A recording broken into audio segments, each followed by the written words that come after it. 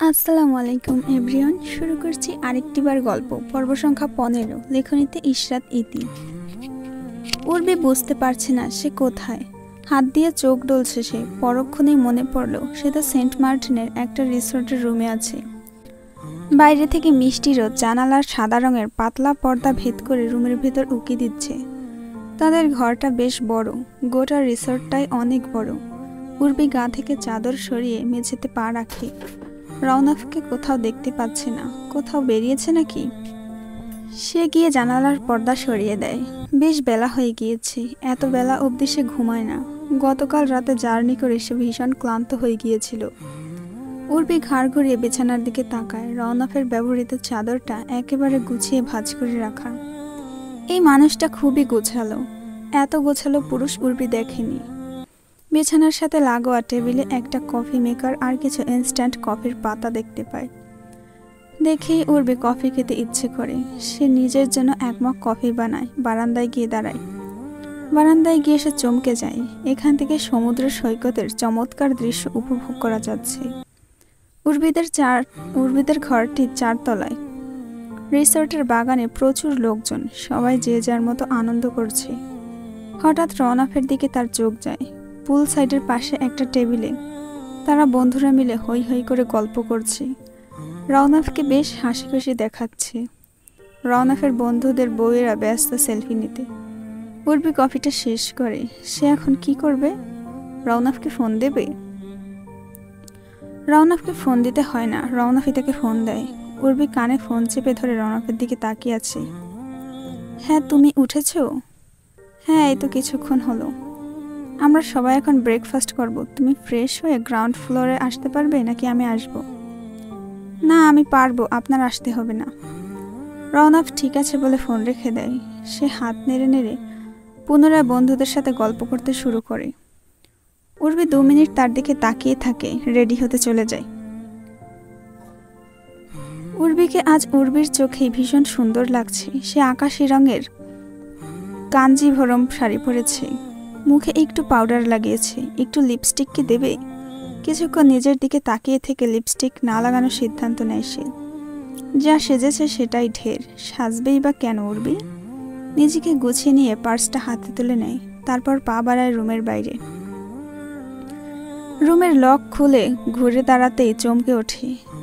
তাদের রুমের বিপরীতে 22-তে একজন লোক ঢুকে পড়ল। পেছন থেকে এক ঝলক দেখল উর্বি। লোকটির অবয়ব এমন চেনা চেনা মনে হলো কেন? দাঁড়িয়ে আছো কেন, যাবে না? উর্বি ঘুরে তাকায়। রওনাফ দাঁড়িয়ে আছে। আপনি এলেন কেন? আমি যেতাম। তোমার দেরি হচ্ছিল দেখে ভাবলাম কোনো অসুবিধা হচ্ছে নাকি। ওরা পাঠিয়ে দিয়েছে। উর্বি মনে মনে হাসে। রওনাফ করিম খানকে সবসময় সবাই খালি জোর করে। মুখে বলে আমি কি ছোট বাচ্চা? তা ঠিক না। চলো, সবাই অপেক্ষা করছে। উর্বি রওনাফের পিছু পিছু যেতে থাকে। কিছুক্ষণ বাদে 22 থেকে বেরিয়ে আসে উচ্ছ্বাস। বেরিয়ে এসে মুখে মাস্ক লাগিয়ে ধীর পায়ে এগিয়ে যেতে থাকে। খাওয়ার সময় সেলফি। এবার উর্বির খুব বিরক্ত লাগছে। জাহাঙ্গীরের স্ত্রী মিতা বলে, আরে সবাই মিলে একটা সেলফি তুলি, চলো, সবাই তাকাও। সবাই ক্যামেরার দিকে তাকিয়ে আছে। যে যার বউয়ের কাঁধে হাত রেখেছে। হঠাৎ উর্বির কাছে দৃশ্যটা খুব ভালো লাগে। জুনায়েদের স্ত্রী রাবেয়া বলে ওঠে, আরে রওনাফ ভাই, আপনিও ভাবিকে ধরে রাখুন। উর্বি হকচকিয়ে ওঠে। রওনাফও ভীষণ বিব্রত হয়ে অন্যদিকে মুখ ঘুরায়। মৌমিতা বলে, আরে বাদ দাও না, লজ্জা পাচ্ছে এরা, তোমরাও না। লামিয়া পাশ থেকে মৃদু হেসে বলে ওঠে, চলো চলো, এবার সবাই তাকাও। তখন থেকে সেলফি স্টিক তুলে বসে আছি, তাকাও। তারা সবাই ছবি তুলছে। লামিয়া মাথা ঘুরিয়ে উর্বিকে নিচু সরে বলে, হাসো। উর্বি হাসার চেষ্টা করে। দূরের টেবিলে বসে আছে উচ্ছ্বাস। সে অপলক দৃষ্টিতে উর্বিকে দেখছে। নাবিল স্যান্ডউইচ নিয়ে ঘুরছে, শুধু খাচ্ছে না। সাইমি আর শর্মি দুজন মিলে অতি উৎসাহের সাথে পরিকল্পনা করছে খালামণিদের বাড়ি গিয়ে কি কি করবে। খাবার টেবিলে তারা 5 জন, শর্মি, সাইমি, নাবিল আর সামিউল অন্তরা। কিছুক্ষণ পরে নাবিল শর্মিদের ধমক দিয়ে বলে, চুপ করবি তোরা, আমার বিরক্ত লাগছে সব শুনতে। সবাই মাথা তুলে নাবিলের দিকে তাকায়। সাইমি কড়া গলায় বলে, গতকাল থেকে খিটখিট করেই যাচ্ছিস। This is too much Nabil. Nabil চুপ করে থাকে। স্বামী খানিকক্ষণ বাদে বলে ওঠে, পাপা তার ওয়াইফকে নিয়ে ঘুরতে গিয়েছে। সামিউল শাইমের কথা শুনে নাবিলের দিকে তাকায়। নাবিলের মেজাজ এই জন্য চটে আছে। নাবিল চুপ করে বলে ওঠে, কাল বুঝেছি পাপা ওয়ার্ল্ডস বেস্ট পাপা হলেও কখনো বেস্ট হাজব্যান্ড ছিলই না। মামাকে কখনো পাপা ভালোবাসেনি। সামিউল পাশ থেকে বিড়বিড় করে বলে ওঠে, ভালো না বাসলে তোরা পৃথিবীতে টপকালি কিভাবে? অন্তরা সামিউলকে খোঁচা মেরে চেঁচিয়ে বলে, তুমি থামবে, ওরা বাচ্চা।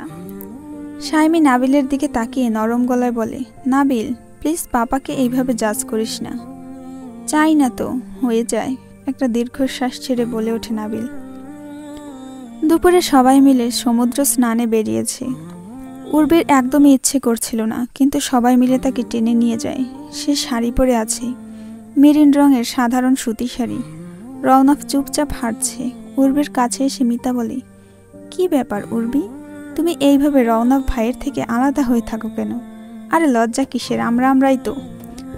উর্বি কি বলবে বুঝতে পারছে না, জবাবে সে শুধু মুচকি হাসে। রওনাফ ভাইয়ের সাথে ঝগড়া হয়েছে নাকি রাতে? পেছন থেকে আশিকের স্ত্রী জান্নাত বলে ওঠে, না তো, ঝগড়া হবে কেন? তাহলে তার কাছে যাও। কথাটি বলেই জান্নাত উর্বিকে এক প্রকার ধাক্কা দিয়ে রওনাফের দিকে পাঠিয়ে দেয়। রওনাফের চোখে উর্বির চোখ পড়ে। সে চোখ নামিয়ে হাঁটতে থাকে। উর্বির এখন একটু শান্তি লাগছে। বিচে এসে এখন কেউ আর তাদের নিয়ে পড়ে নেই। যে যার স্বামীর সাথে সমুদ্র স্নান করছে।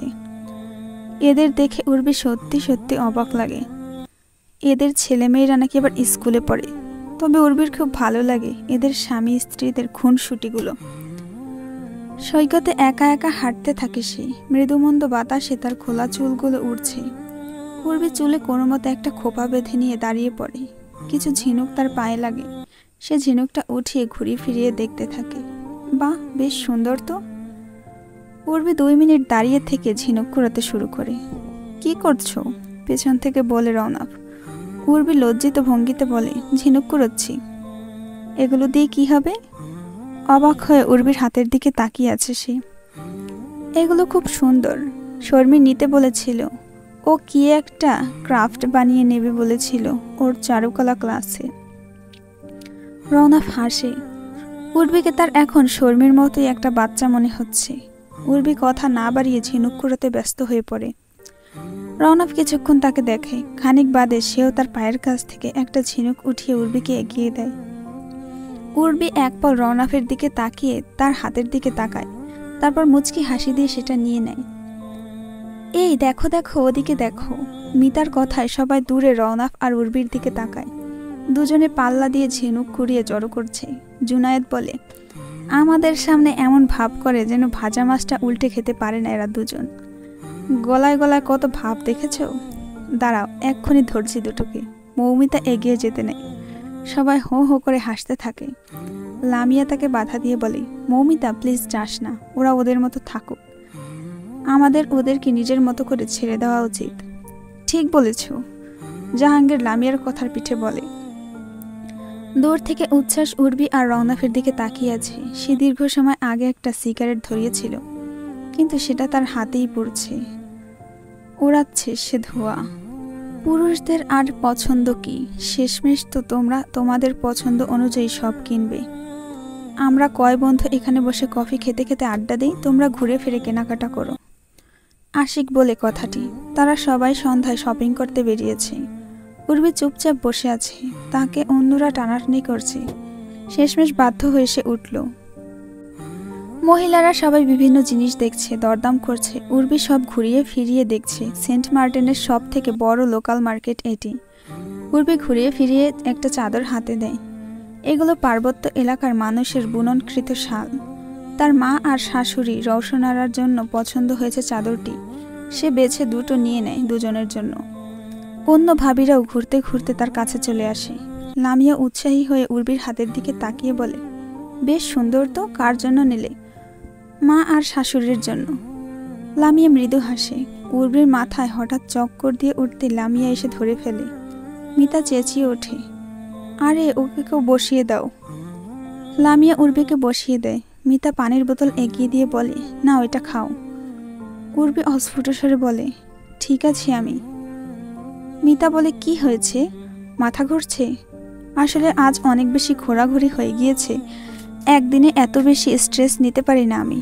রাবেয়ার সাথে সাথে বলে ওঠে, আমি ভাবছিলাম সুখের খবর আছে বোধহয় কোনো। সবাই উচ্চ শব্দে হাসতে থাকে। উর্বি বসে বসে নিজেকে ধাতস্থ করে, বাকিদের মশকরায় তার কোনো হেলদোল নেই। মৌমিতা বলে ওঠে, তা উর্বি, প্ল্যানিং করছো কোনো? কিসের প্ল্যানিং? Family planning. সবাই দ্বিতীয় দফায় হাসতে থাকে। উর্বি নিশ্চুপ। লামিয়া হাসতে হাসতে বলে ওঠে, রওনাফ কখনো করতে পারছে ফ্যামিলি প্ল্যানিং? ও কখনো বাচ্চা নিতে পারেনি। সিমলাই পিল খেতে ভুলে যেত। সব সময় আমরা হেসেছি বন্ধুরা এটা নিয়ে, কিন্তু রওনাফ বরাবরই সব কিছু দায়িত্বের সাথে সামলেছে। সিমলা যখন প্রথম কনসিভ করেছে তখন রওনাফ স্টুডেন্ট ছিল। সিমলা একবার চেয়েছিল অ্যাবর্শন করতে, তখন রওনাফ কি রাগটাই না করেছিল সিমলার উপরে। সপ্তাহখানিক তো সিমলার সাথে রেগে কথাই বলেনি। রওনাফ প্ল্যান না করলেও তার পিতৃত্ব নিয়ে বারবার এক্সাইটেড ছিল। নাবিল শাইমির পরে সিমলা একটা লম্বা গ্যাপ দিতে চেয়েছিল, কারণ নাবিল শাইমি যমজ ছিল, কিন্তু বেশি গ্যাপ দিতে পারেনি। শর্মির বেলায়ও সিমলা পিল খেতে ভুলে গিয়েছিল। রওনাফ সেবারও খুব এক্সাইটেড ছিল। রওনাফ বারবার বেস্ট ফাদার নামে স্বীকৃতি আমাদের কাছে। উর্বি লামিয়ার কথা শুনে নিচু স্বরে বলে, এসব কথা আমাকে বলছেন কেন? লামিয়া হেসে ফেলে। রাবিয়া বলে, লামিয়া এটা বলছে তোমাকে বোঝাতে, প্ল্যান করার কোনো দরকার নেই অত শত, ইচ্ছে হলে বাচ্চা নিয়ে নাও।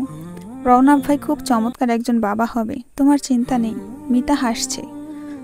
লামিয়া রাবিয়াকে থামিয়ে উর্বির চোখে চোখ রেখে বলে, অনাকাঙ্ক্ষিতভাবে বাচ্চা কিংবা বিয়ে রওনাফ খুব দায়িত্বের সাথে সামলাতে জানে মৃদুলা উর্বি, এটাই বোঝাতে চেয়েছে।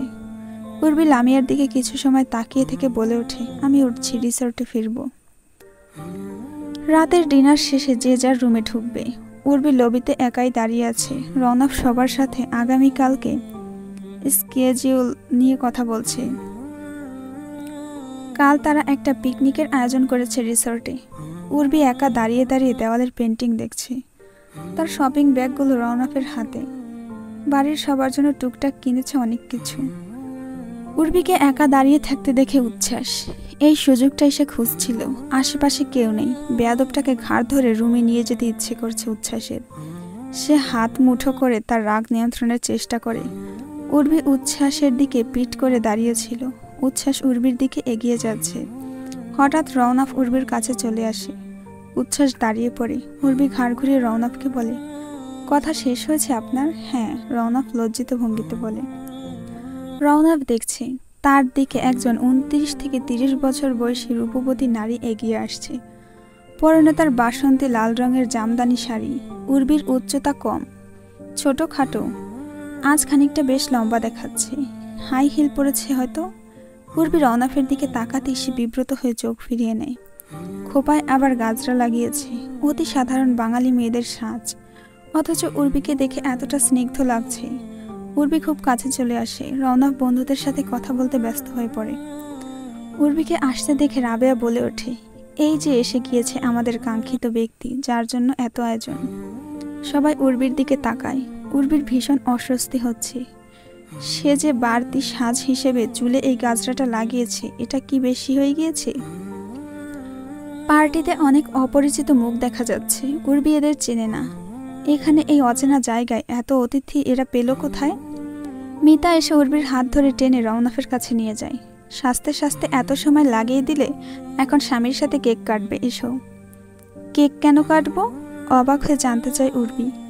আরে এই পিকনিক থুরি পার্টিটা তোমাদের জন্য রেখেছিলাম আমরা, তোমাদের বিবাহোত্তর সংবর্ধনা। এখন কেক কেটে একটু আমাদের উদ্ধার করুন আপনারা দুজন।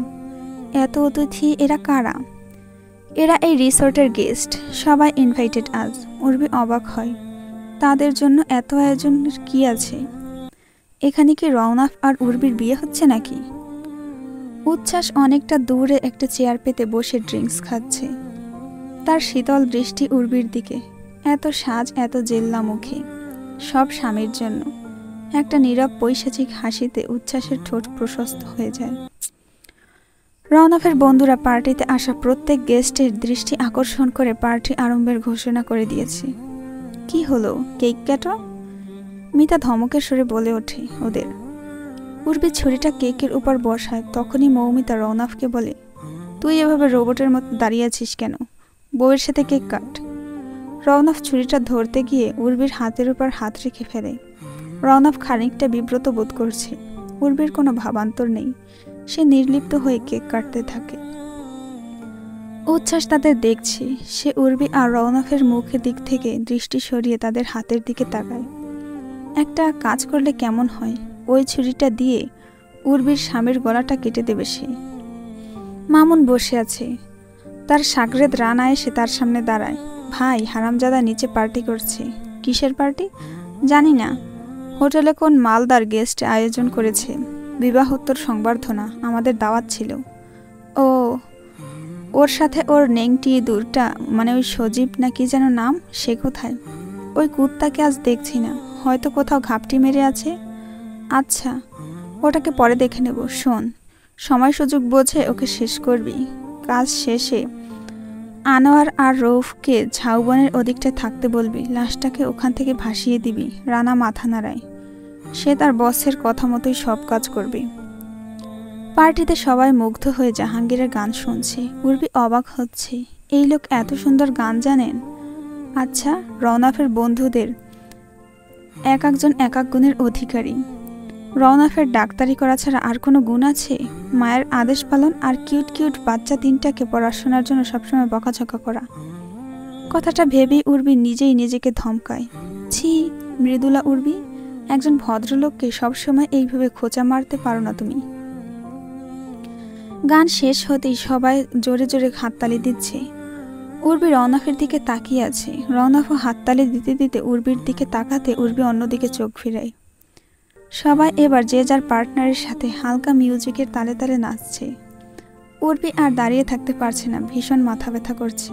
উচ্ছ্বাস আর অপেক্ষা করতে পারে না, একটা বাঁকা হাসি হেসে এসে উঠে দাঁড়ায়। একটা গ্লাস হাতে উর্বির দিকে এগিয়ে যাচ্ছে ধীর পায়ে, তার চোখে চশমা এবং মুখে মাস্ক। উর্বি মিতা ভাবির সাথে কথা বলছি। ভাবি, আমি কিছু সময় নিরিবিলি থাকতে পারি? আমার ভীষণ মাথা ব্যথা করছে। সে কি, পার্টি তো মাত্র শুরু হলো। ভাবি, শুধু 30 মিনিট। উচ্ছ্বাস ভিড়ের মধ্যে উর্বির গা ঘেঁষে হেঁটে যাওয়ার সময় উর্বিকে ধাক্কা দিয়ে তার হাতের শরবতটুকু উর্বির গায়ে ফেলে দেয়।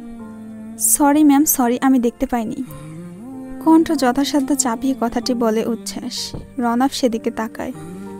উর্বি শাড়ি সামলাতে সামলাতে কিছু বুঝে ওঠার আগেই সে চোখ আড়াল হয়ে যায়। পার্টির ঘোলাটে লাইটিংয়ের জন্য আশপাশে তাকিয়ে কিছু ঠাহর করতে পারছে না সে। রওনাফ এসে বলে, কি হয়েছে উর্বি? তোমার শাড়িটা তো নষ্ট হয়ে গেল।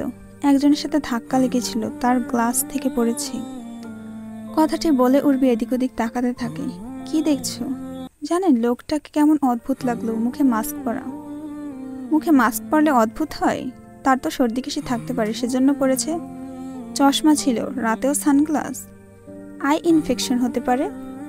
রওনাফের কথায় উর্বি স্বস্তি পায় না। উর্বির মন খুঁতখুত করছে। লামিয়া বলে, যা হয়ে গেল। আচ্ছা উর্বি, যাও, তুমি শাড়িটা চেঞ্জ করে এসো, আর কিছুক্ষণ রেস্টও নিয়ে এসো। আমরা সবাই তোমার জন্য অপেক্ষা করছি, আজ অনেক রাত অবধি জাগবো। উর্বি মাথা নাড়ায়। পাশ থেকে মৌমিতা বলে ওঠে, ডাক্তারকে পাঠাবো সাথে? না, মানে ঔষধ দিতে আর কি। তোমার না মাথা ব্যথা করছে? হাসতে হাসতে কথাটি বলে সে। উর্বি আস্তে আস্তে করে বলে, তার দরকার নেই। উর্বির মনে হচ্ছে কে যেন তার পিছু নিয়েছে। রিসর্টের সবাই পার্টিতে, পুরো দালান নিশ্চুপ হয়ে আছে। পার্টি হচ্ছে রিসর্টের বাগানে, এখান থেকে খানিকটা দূরে বলা যায়।